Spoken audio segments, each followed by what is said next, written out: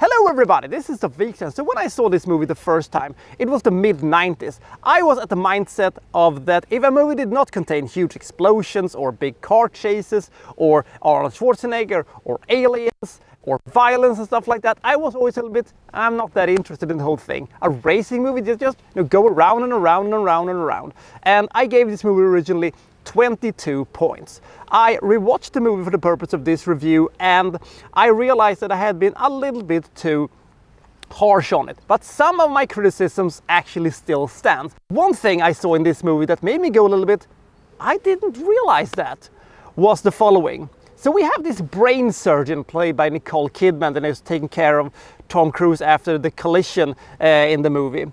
At the time of filming this movie, Nicole Kidman was 23 years old.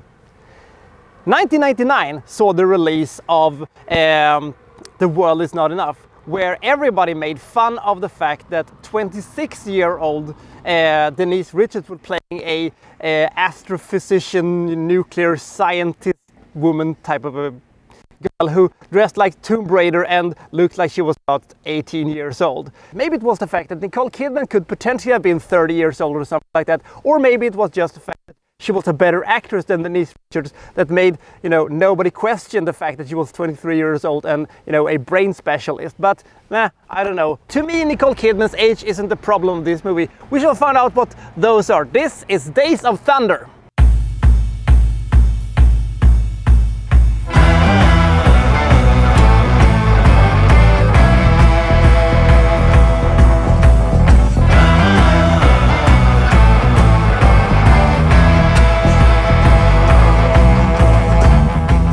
Was a legend within the NASCAR business, and now he's asked to come out of retirement to help them, guide their new, maybe up-and-coming superstar, Cole Trickle, played by Tom Cruise. He's a bit of a hothead, but a natural behind the wheels. How does Tom Cruise appear in this movie? By driving his motorcycle out of the mist in slow motion.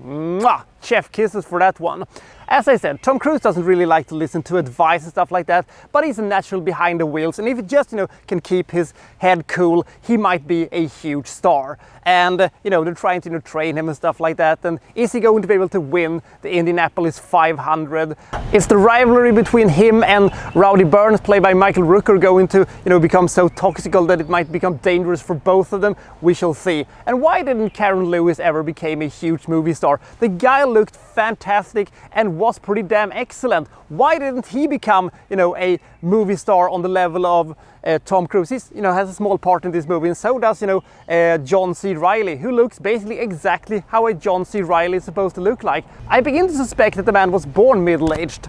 But back to the movie. The movie is pretty okay when it comes to the racing sequences. Whenever you have a racing movie with a budget, the racing sequences looks boss. Tom Cruise adds some star power to the whole thing, and things are, cooking along pretty nicely. The problem with this movie is how unfocused it is, because we have so many detours and side plots and side characters that really doesn't add up that much to the whole thing. So that made my interest in the characters and the story significantly dropped, and the movie couldn't quite recover from it. It was a bit boring, actually.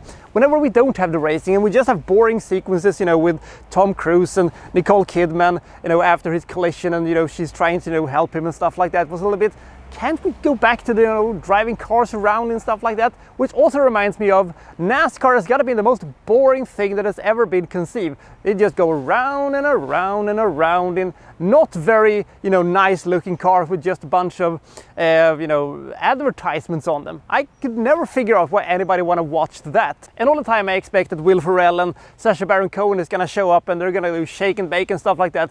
This movie actually made me think about a much better, NASCAR racing movie. Talladega Nights, one of my favorite Will Ferrell movies of all time.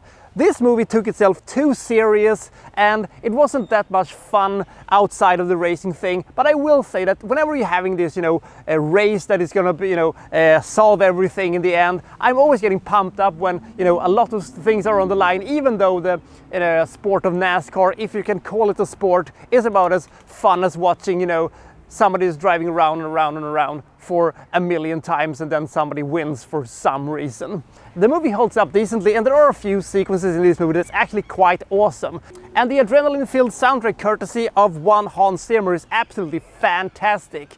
If you've never seen this movie, I don't know if I, recommend it or anything like that. I think it is decent, and I think it has some good bits to it, but I don't know. I was never a part of that Tropic Thunder nostalgia that apparently existed back in the 90s and probably never will. It is just a movie that is sort of there. I've seen better racing movies, and I've seen better movies with Tom Cruise. Days of Thunder is an okay movie with an A-list cast. I mean, I love Robert Duvall. It's always a treat to see. Tom Cruise is good, Michael Rooker is good, Evan Lewis is good, Randy Quaid is pretty decent, and Nicole Kidman is really good. And Tony Scott is a very good filmmaker, and the movie looks excellent. I give Days of Thunder 43 points. Parts of it is good, but most of it is really unfocused and a bit boring. So I'll see you next time for well so and so reviewing, well, such and such. Thank you for watching. Thank you very much.